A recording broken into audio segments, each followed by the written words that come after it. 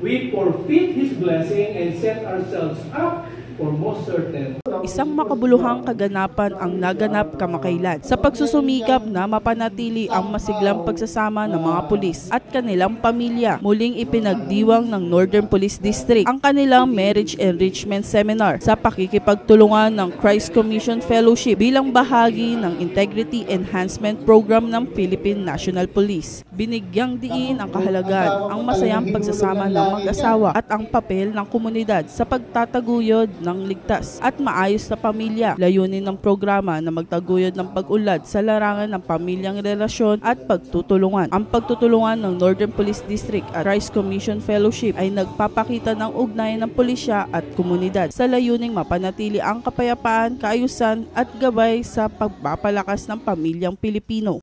Mula rito sa Northern Police District, ako po ang inyong PNN correspondent, Patrolwoman Blazelan Esperanza, alagad ng batas, tagataguyod ng Balitang Pulis.